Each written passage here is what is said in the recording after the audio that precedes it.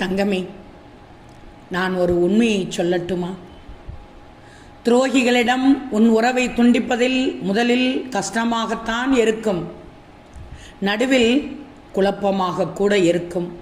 ஆனால் இறுதியில் அழகாக இருக்கும், மிக அழகாக இருக்கும். அப்பத்தானே வாழ்க்கையில் நிம்மதி தரும். இது உண்மைதானே?